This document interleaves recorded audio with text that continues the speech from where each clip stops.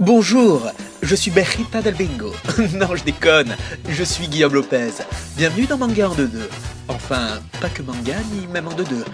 Ok, j'ai la flemme de changer le titre, mais restez avec moi, je vais vous expliquer comment Dragon Ball Super est né. Attention, je vous arrête tout de suite. Je ne suis pas là pour cracher sur la série. Non, je ne vous dirai pas à quel point je suis déçu. J'ai mal, putain. Bref, pas de présentation de Dragon Ball, si tu ne connais pas, je ne peux pas t'aimer. Casse-toi! Ou plutôt reste. Je vais te résumer en quoi on bouffe la même chose depuis presque 10 ans. Voici le plan. Plusieurs lignes différentes, ça sent la complication, mais ne me prends pas peur, nous allons commencer par le milieu, histoire que tu me maudisses. Let's go!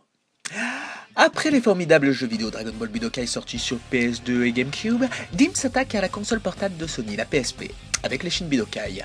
Le second opus, sorti le 20 mars 2007, proposait un léger mode story, mais important pour le reste des années à venir. Oui, le personnage de Trunks du futur, avec notre ami Badak, intervenait dans la storyline de l'histoire de Dragon Ball qu'on connaît tous. Et c'est à partir de là que notre destin fut scellé.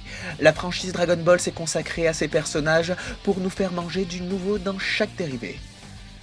Vous ne me croyez pas? Continuons. En 2010, Dragon Ball Online sort en Corée du Sud. Trunks fait partie de la patrouille du temps et Badak est manipulé par des méchants. On doit créer un avatar qui aura pour mission de préserver l'histoire de Dragon Ball, avec différentes races à notre disposition. Retenez bien ce Namek à tête de cul, le Namek. Encore une fois, nous avons du Trunks, du Badak et de l'intervention dans la timeline originale de Dragon Ball.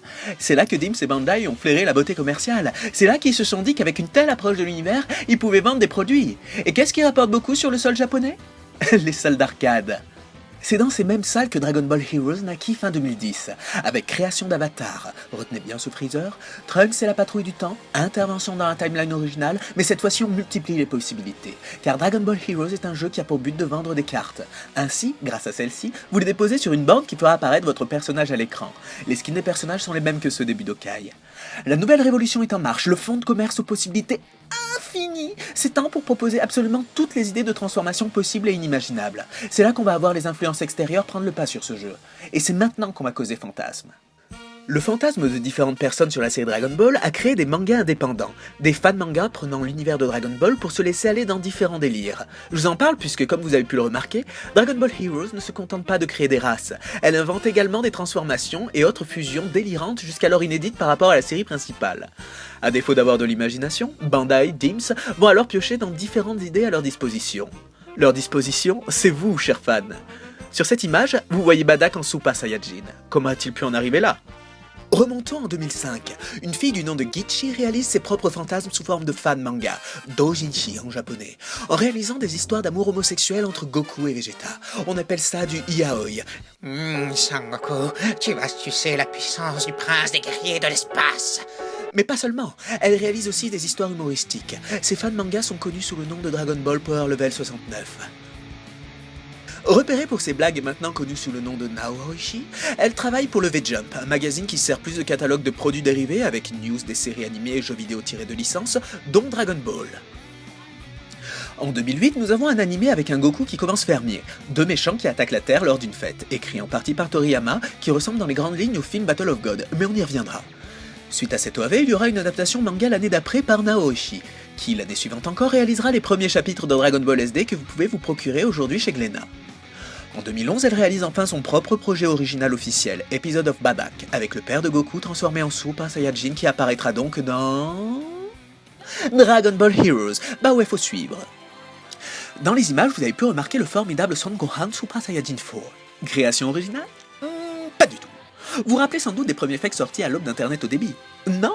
Eh bien, je parlais de ces images-là qui ont créé une multitude de rumeurs sur une suite à Dragon Ball GT, avec un Dragon Ball AF, After Future, avec une image de Gohan SSJ4 et un Goku SSJ5. C'est là qu'on entre dans le what the fuck total. Mais à l'époque, vous êtes des gamins, et on est tous chauds pour rêver la démesure. Et celui qui a eu l'idée de faire un fan manga là-dessus, c'est un japonais du nom de Toyball, qui créa en 2007 le plus célèbre des doujinshi à partir de ces fakes, qui seront repris dans le jeu d'arcade Dragon Ball Heroes. Et qui fera un manga promotionnel et officiel pour ce jeu d'arcade? Toyball, maintenant connu sous le nom de Toyotaro, qui travaillera pour le V-Jump dès 2012. Dragon Ball Heroes demeure encore aujourd'hui le concept fourre-tout de Dims. Vous devez vous rappeler de Spike, ceux qui ont fait les Tenkaichi sur PS2. En 2011, ils ont essayé de marcher sur le succès de ce concept avec leur Ultimate Tenkaichi sur PS3, avec création d'avatars, univers alternatif, etc. Bon, ils se sont complètement cassés la gueule. Passons, je ne parle pas des losers. Surtout que 4 ans après, nous avons en 2015 le célèbre Xenoverse, la dite révolution de la licence Dragon Ball. Et que propose ce jeu, me direz-vous? Création d'avatar avec Trunks la patrouille temporelle, des interventions dans la timeline de la série originale, un Namek à tête de cul, des freezers custom, donc encore et toujours la même chose. Vous me direz, ouais, mais au moins, ils ont pas mis de fusion bizarre. Naïf. Dragon Ball Fusion sort le 4 août 2016. Création d'avatar, intervention dans la timeline et possibilité de fusion jusqu'à 5 personnages.